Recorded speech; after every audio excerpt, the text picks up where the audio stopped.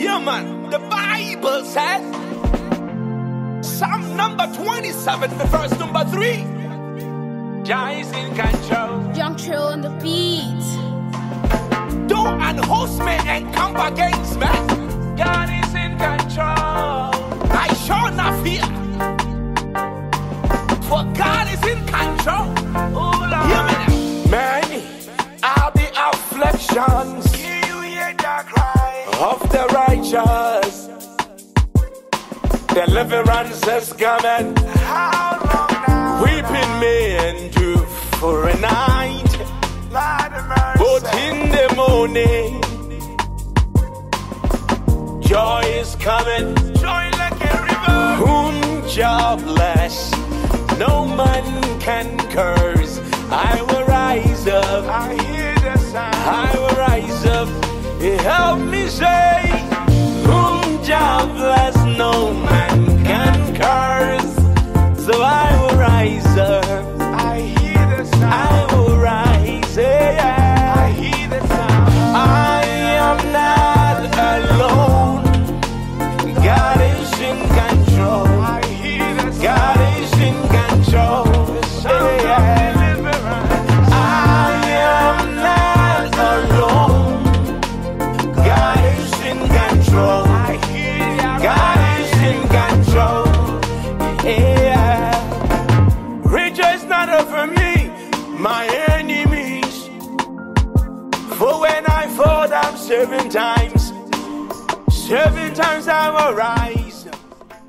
All right, welcome back. So, for the next few minutes that we have to engage in this subject, I will gladly take your questions, your comments, your insults in a gentle way, and anything that you want to share. I would like to engage you on that topic. So the number to call is 860-756-0263.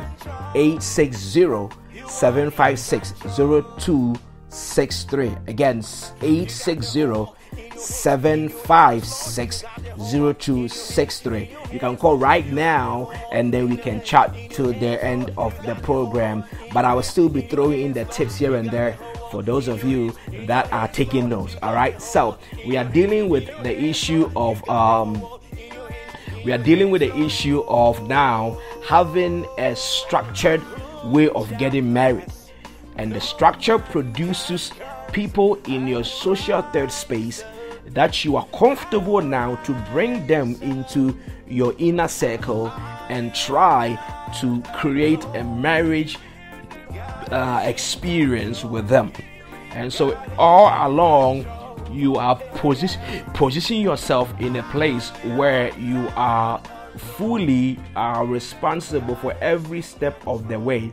Now you notice that with other cultures, they allow their parents to do the social third spacing work and all of that. So I want you to know that once you open up with that understanding, you are most likely going to be in position to be in full control of your marital life. So it's very critical. So now the challenge you have is that it's easy to plug into some specific social third spaces. That is easy to do. What is not easy is how to approach people that are in your social third space. Is that I'm going to show you how you can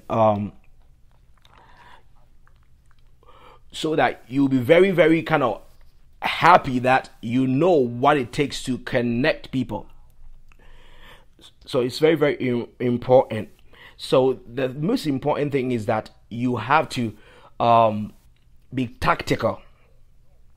You have to be tactical, and if you're not tactical, you will not be able to enjoy the fact that you have somebody that you are going to connect to. So that's the conversation we're going to have right now. So let me throw some ideas out there for you to know. Here is what I will recommend. The first thing I will recommend is that you need to be a person that compliment people in your social third space. Because if you begin to become so reserved, if you don't engage people in your social third space that much, what ends up happening is that before you know, you have actually become antisocial in your social third space, you know. So that's the first thing, is you can talk to them anyhow, you can compliment them, you can say nice things about them and go, you know. If you are very if you are a person that attached so quick, what is going to happen is that before you know, you have attached yourself with too many people. So be very careful that you don't become so a person that attach yourself too much to people, because you have so many people now that you are interacting with on weekly or monthly basis. So be nice and be approachable, and that's about it, you know. Care for people, and that's about it. And after you have done all of that, you are set to go. You are good to go. You will now feel it. So when you start talking to people a little bit closer, you are fine. And another thing I will tell you is that even in the social third space, you will notice that people will approach you. Depending on how attractive people find you, when you go there, you can, within a few days, somebody will approach you. But don't do that. Don't do that. If you do that, you end up dealing with strangers.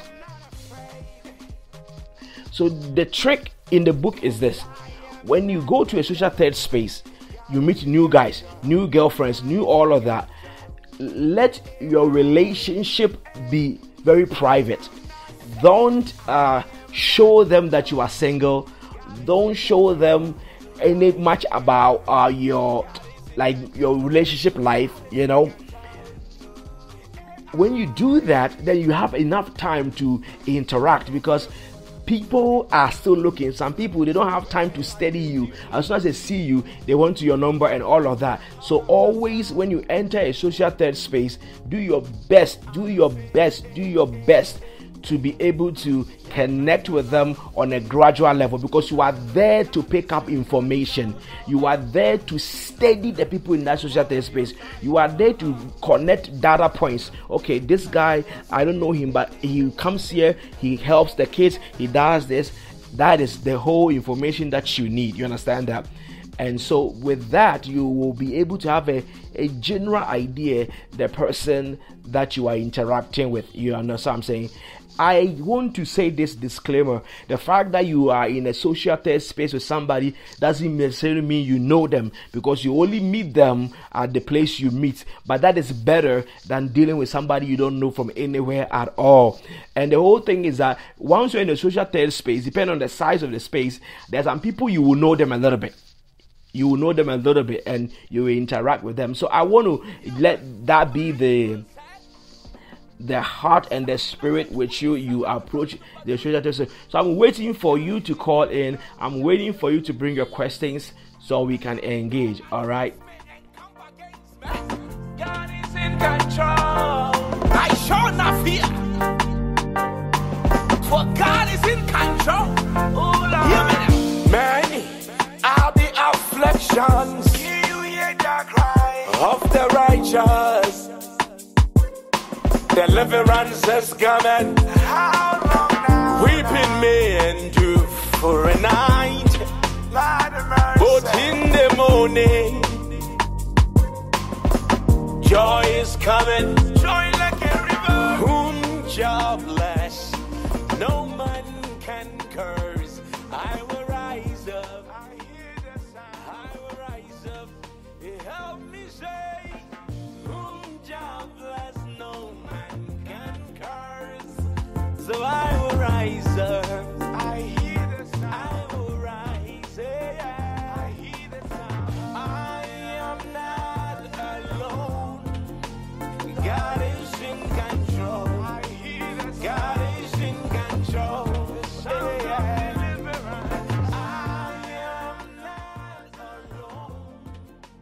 God is in control.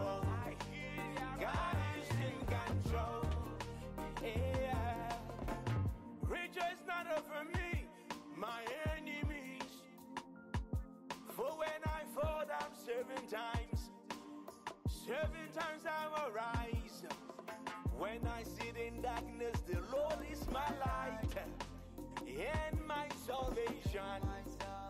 I, whom shall I fear? Oh, oh, oh, you are in control. You Are you talking about when the person is interested in you, or when you are interested in the person? All right. So the good thing is that the social third space has done the job for you. So what you do is that because the person has kind of shown consistency with you in the social third space, it is as easy as getting closer to them to know a little bit about them. So when you get closer to them, you compliment them, you tell them how much you admire what they do in the social third space, and then when you start connecting with them a little closer, non-verbally, they will catch it. You know what I'm trying to say? So after you have spot them from a distance, you have observed them enough, you will realize that you are now kind of okay with them, and you are ready to interact with them. So what I would say to you is that you have to feel free, because they are not strangers. You are in the same social space. So if you like the person, get close to them and start trying to be friends more with them. You know what I'm trying to say? And then you can create that opportunity to say. I hope I answered your question. But the point is, go straight to the point. Go to them and tell them, on a friendship level, hey, if anytime you are free, definitely we can check chat. Things like that is what I want to say.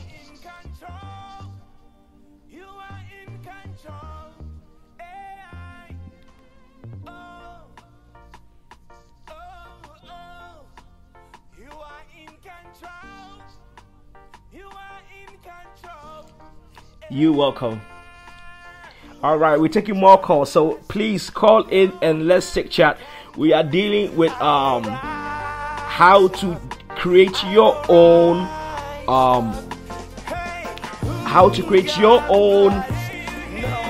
program that will get you married.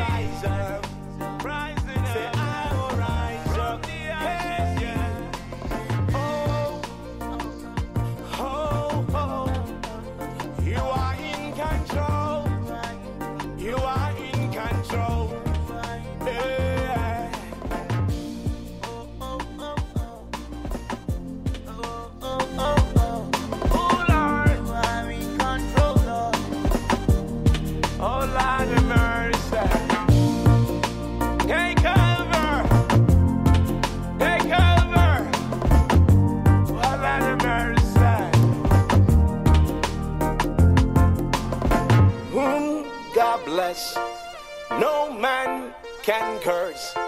I will rise up.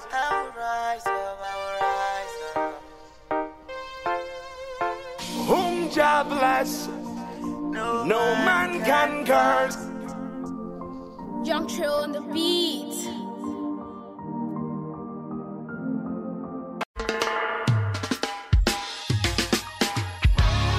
Ancient word, ever true they are.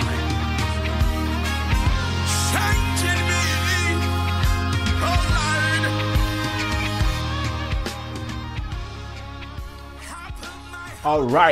All right. So let's get into some of the technical things that I think is good to remember and also use to solidify your relationship with your people that are in your social circle.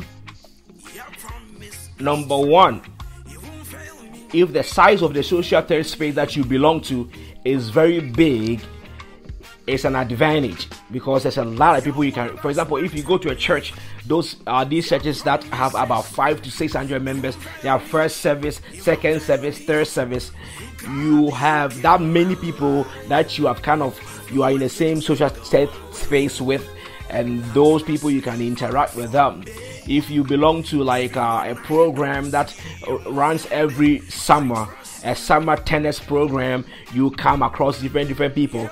But the whole idea is that you want to belong to a very healthy social third space that interact with people. And when you go in there to do the program. Meeting people will be a secondary benefit of what you are doing there. And the people in that social third space, if you like any of them, don't go and do that. Don't go like the people in there. Go do the program, because you are there to study the people in that program.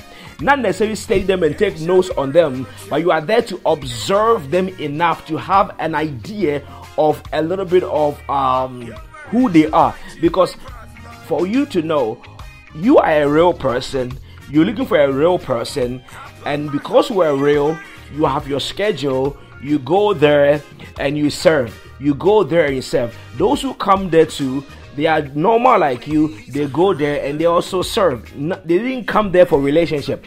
You didn't go there for relationship, but when it's time for you to connect with somebody meaningful, you have been there long enough to know that this person is consistently a person I've seen over and over again. Therefore, I'm comfortable approaching him and say, hey, I am really excited that we do work here together.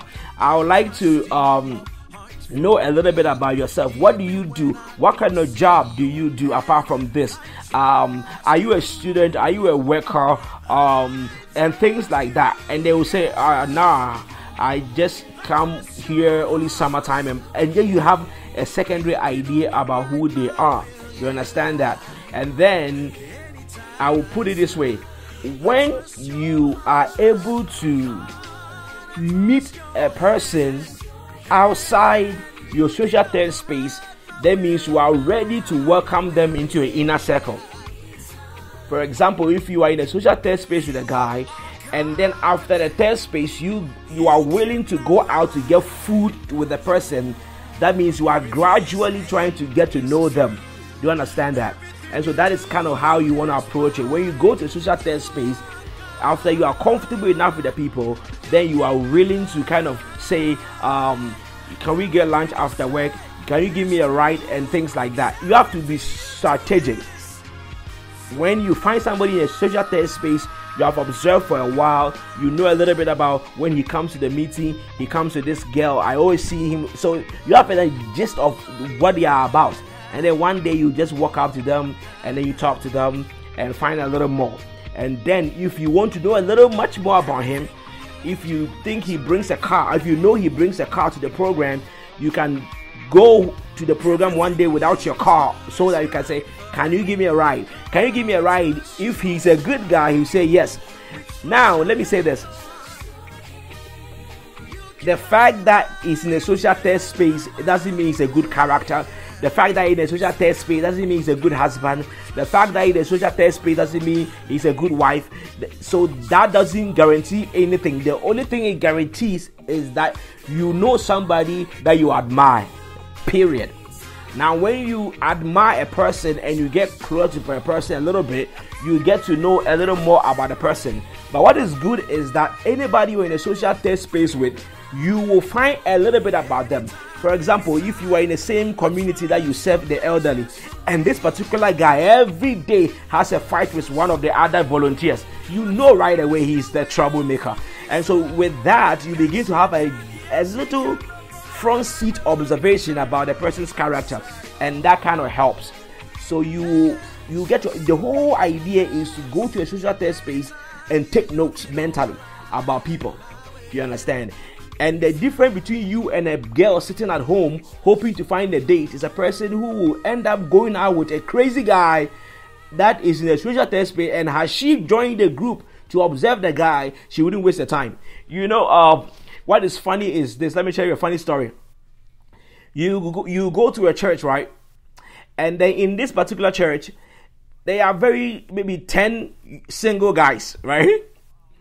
And then your church will do a program with another church. And the girls from the other church, they will be admiring those guys in your church so much. And the reason we don't admire is because you know them, you know the guys in your church that they are very useless in a way. Forgive my language. So the reason you do social test space is to know the people who are no good. You understand what I'm trying to say? So that is really the significant part of the whole deal. So I want to encourage you to really take advantage of the social test space, because that will help you to actually create that connection where you know that you are not going to waste your time on people who are useless. So apart from the people you admire in the social test space, you have to go with people that they have displayed a little bit of, here's what I like about a social test space. The first thing you realize that the person is attractive, the person is handsome and all of that. But what you must realize and what you must take note is that if a person comes to your social test space meeting and you want to know a little bit of their character, consistently you will know, because let's say you go to the program every other Saturday. Every other Saturday the person will come there, and there are some days they will act right, there are some days they will not act right. But if you consistently know that every time they come they are polite, every time they come they are gentle, every time they come they are not quarrelsome, you know that this is a very consistent kind of guy. But a person you go to a date just 1 hour with and they impress the life out of you, you think, oh man, when I met you, you opening doors for me. When I met you, you were giving me flowers. When they met you, it was on a date. That is why. But with this guy, when you meet him at its organic state. He's helping the children, he's helping the elderly, he's helping the tennis program, he's helping the reading program, he's having the after school program. So you get to see how he reacts. Let me give you some more tips about myself. When I date a girl, I'm now married, but when I try to date a girl, if I'm going to say no to a girl, it is not because of how she treated me, but because of how I saw her treat somebody else. You understand? When I was going to get with somebody, I look at how she talks to some people. Because I'm in a relationship with her, she would not talk anyhow to me, but I will observe how she talk to other people that she's not in anything with. And that is your future right there. How the person talks to people that they are common with. I knew that now that she's snubbing these guys and insulting them, and after she finished insulting them, she come and say, hey honey, how are you? I know that very soon when she's common with me, like she's common with the guys, she will insult me also. You understand that? So any person you want to be with, you have to observe them in their organic state. Because the truth is, the relationship has a little bit of how do I say, a time frame where all of you are shy of each other, like each other, can't wait to see each other. That phase will die out and they become two normal people in a commitment. And when that happens, you become an ordinary person to him, and in a way they become ordinary to you also. And so when you are in a social third space, you take advantage of the fact that now I see the person in their organic state. I see how they get angry when they're angry. I see how they laugh when they're happy. I see how they spend. And you know some people, I'm telling you, even your co-workers, you can know they're responsible for those who are not responsible. Some people are so flashy, they waste money. You can see all of that. You see what I'm trying to say? And you get all of this for free. But if you go on a dating site, the guy will polish their identity, they will polish their everything. But if you belong to a good social third space, at least two of them, you get a good idea of the people you interact with, and you begin to know that if I like this guy in this social third space, I kind of have a good idea. The reason I like him is not because he's cute. The reason I like him is because he's consistent. The reason I like him is because he's not lazy. You understand? When you work with somebody, you know whether they are lazy or not. And if you marry a lazy person, it's a waste of your energy. You understand? So you get a lot of free information like that. I like the way he dresses. Every time he comes to the meeting, he's very articulate. I like the way he conducts himself. I like this and like this. And that doesn't mean they're a good husband. That I can tell you. But it is better than nothing, you know. It's better than having nothing at all to work with. And next time we talk about other points, but if you're a person that you are very thirsty, then when you fall for somebody and they have a bad character, you don't even care. But don't be a person like that. Be mature enough to know that this guy is cute but he's stupid. Be mature enough to say this guy is handsome but he's childish. Be mature enough to say this guy is very rich but he has a temper issue. Be mature enough not to date them. Be mature enough not to date them.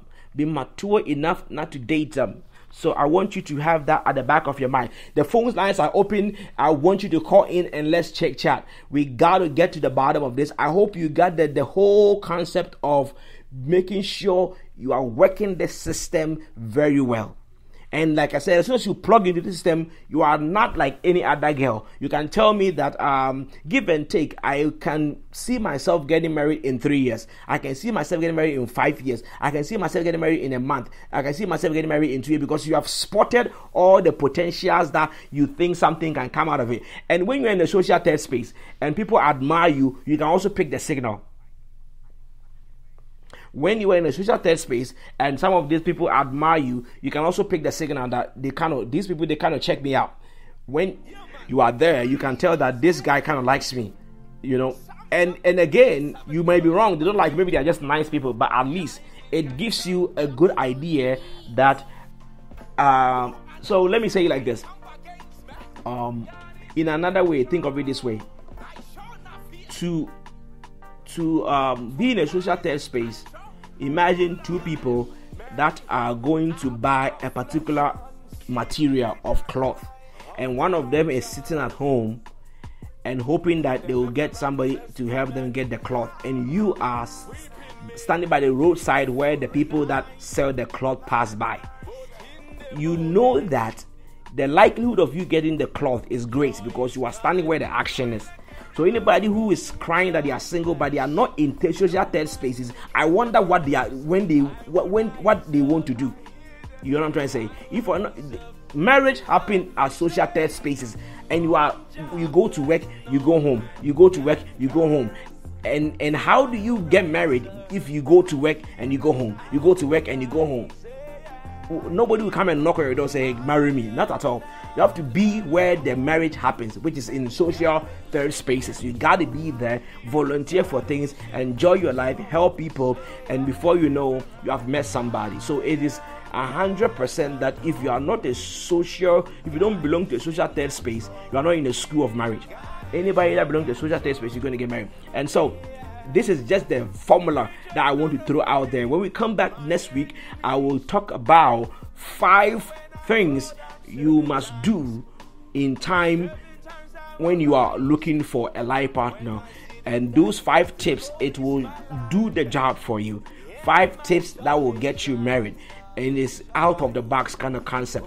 But today I just wanted to give you a framework, a school system, a modular, a program that you plug yourself in to get it done. So don't look for dating website, don't look for eHarmony, don't look for, even if you're looking for a group, look for a group that teaches how to cook maybe Ghana jollof. Look for groups that are there for not marriage but there for social things. If you go to Craigslist, you'll find a lot of groups like that. Girls that study the book of something together, boys and girls that learn how to sing together. And if you find groups like that, plug yourself in some of them. It opens you up to where the action is happening, and before you know, you are in few schools, and one of them you will graduate with a life partner.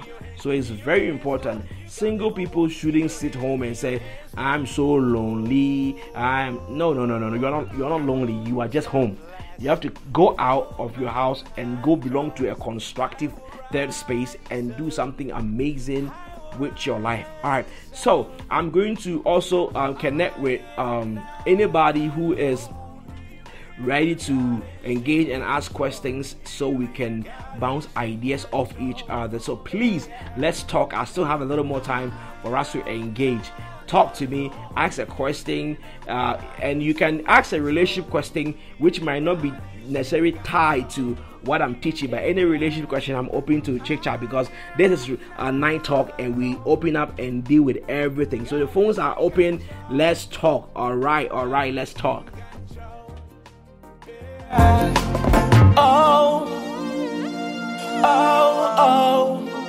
You are in control. You are in control. Yeah.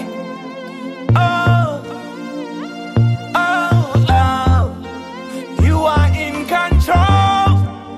You are in control. Yeah.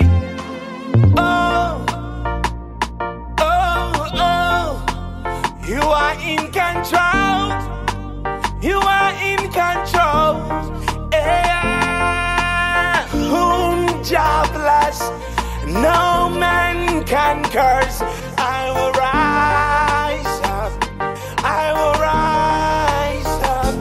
Hey, whom God bless, no man can curse. So I will rise up. Rising up. Say, I will rise up. Hey, yeah.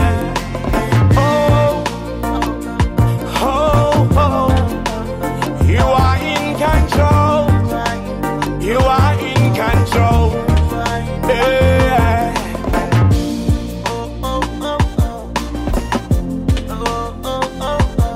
Oh Lord, you are in control, Lord. Oh Lord of mercy. Take over. Take over. Oh Lord of mercy. Whom God bless, no man can curse. I will rise up. I will rise up. I will rise up. Whom Jah bless, no man can curse. Young Trill on the beat.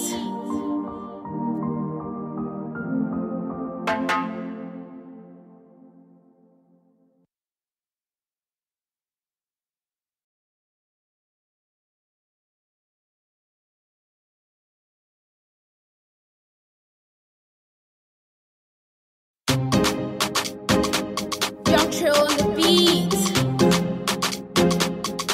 For those of you that are afraid, hey, hey, hey, you're not alone. God is in control. All right. So we are back. I have some questions that came through text message. So, but before I answer that question, let me read back the number again for you. The number to call is 860-756-0263. 860-756-0263. All right. So that is the number. It's not giving me spirit of fear. It's not giving me a reason to fear. He has given me power and a sound mind. And a sound mind. So I don't fear. All right. So the question that came through was this. The person was saying that she wants to know if the circle that she is involved in with married people and they have shown interest in her, what does she do? All right. So it's a good question. Definitely, in the love market, we will have shows about that. When it comes to love is a funny thing that you can strongly even fall in love with somebody who's already in a relationship. And I'm not the kind of pastor that doesn't believe in reality. I know the standard and I know reality. You can strongly fall in love with somebody who's already married, and the person can be strongly in love with you, you know.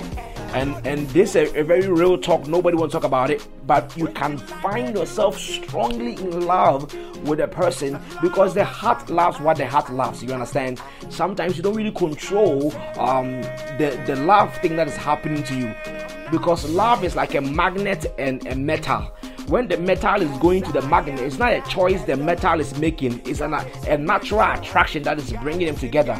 So the first I want to say to the person that it is real. But the issue about love and relationship is that there are three laws that are in play when you come to relationship. The first one is called the law of choice. The law of choice states that don't marry a person unless you love the person, or don't choose to marry a person unless you love the person. The second law is also that the law of nature, that the heart loves what the heart loves. But the law that governs marriage and relationship is not the law of choice or the law of love. It's called the law of morality. The law of morality says that it doesn't matter how I love the person, how it turns me on, if it is wrong, I can't do it. Again, the law of choice says that don't marry a person unless you are in love with the person. The law of attraction says that I don't choose who I'm attracted to. My heart loves what my heart loves. It is true. The last law that controls all relationship and marriage is called the law of morality. The law of morality says that if my love is wrong, I can't pursue it because it is the moral power or the moral law that controls relationship. All right. If you don't use the moral law to control relationship, this is what will happen. You will use the law of love and attraction for somebody to leave their wife or their husband for you. If we follow the same law of love, it means that when the person meets another girl, that their love between them is stronger than you give them go ahead to cheat on you and leave you also. You understand what I'm trying to say? So because we use the law of morality to guide relationship, it doesn't matter how you feel. It doesn't matter how, because trust me, when you marry, you will meet people that you fit perfectly with. They understand you more than your wife. They oh my, they are so the kind of girl you want. They are so the kind of boy you want. Before you cough, they know what you are asking for. Especially when you are a pastor, you meet a girl in the church that you was like, where were you when I was looking for? They are so perfect for you. But we don't use the law of nature or the law of love. You use the law of morality. You understand? So if a person is showing interest because it has broken the law of morality, it doesn't matter. Run from the picture, because you are destroying the law of relationship. The law of relationship is governed by morality. And so what I would say to the person is that it doesn't matter how they treat you. It doesn't matter how meaningful the connection with those married people are. Probably they are miserable at home and you are the one that makes them happy. But don't make the mistake and break the law of morality. If you break the law of morality, you have destroyed the foundation of every relationship. You understand? And the second reason why it's a bad idea is also anytime you get used to somebody, you think you don't love them anymore. Anytime you get comfortable and familiar with a person, you think you don't love them anymore. So with human nature, it is very common for you to feel that I don't get spark with this girl anymore. She doesn't even turn me on anymore. What's going on? That is because you have become very used to each other biologically. You have become very used to each other sexually. You have become very used to each other. So you might think that the love is not there. And if you meet a newer girl, there's a tendency to think that the new love you feel, your wife don't have it. That is not true. It's a matter of the fact that you have forgotten why we marry. We marry or we be in a relationship based on the law of morality. You do the right thing regardless of how you feel. And so that is what I will share with you. It is very important that you flow with the law of morality. Very, very important. All right, other questions are coming in, which I'm going to tackle right away.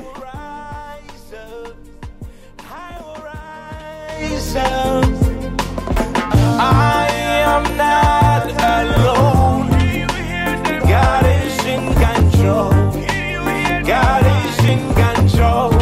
Yes. I am not alone. God is in control. God is in control. All right, so the next question is that if I'm in a circle of friends and I'm showing interest in a person but I'm not getting the same thing back, what do I do? Now, one of the things that you want to find out, because I deal with that a lot. One of the things you want to find out is sometimes what I would say is that how much do you know about the person? You know what I'm trying to say? Because if you are just interested in them, but you don't have a little bit about what is going on behind the scenes of the guy. Is she married? I mean, is she in a relationship? Is there a girlfriend somewhere? Is there a long distance something? If you don't have that knowledge, then don't think it's you. You understand? Guys, if it's a guy or a girl, when a guy or a girl is in a relationship, and now that the world has become a small place, somebody can be in Canada and their boyfriend is in UK somewhere. We are all internationally connected.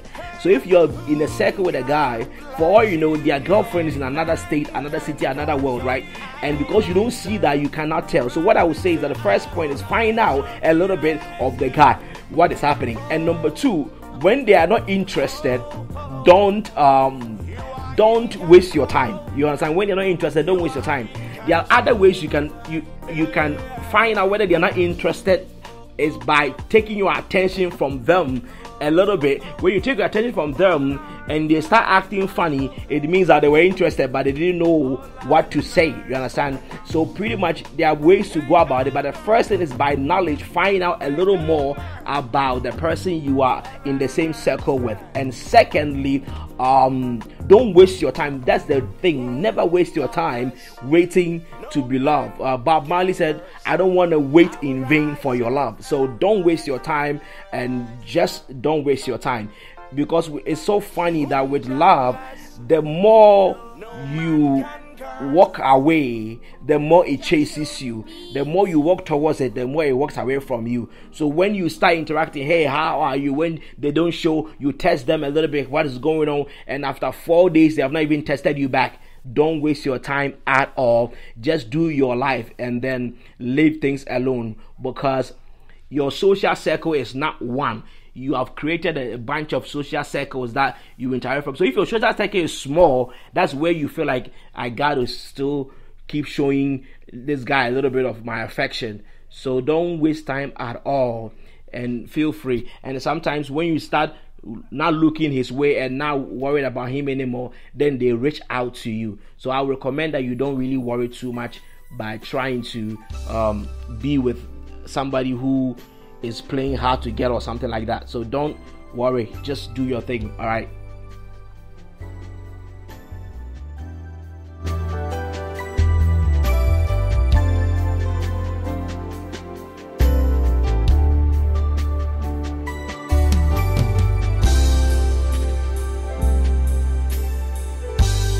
There is no one like you. Welcome, Jesus.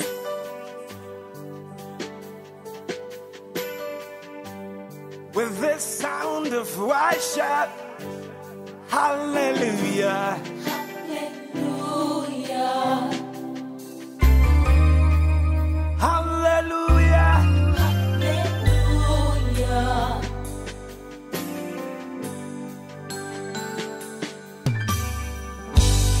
great I am, we bow down. We fall down at your feet, you holy.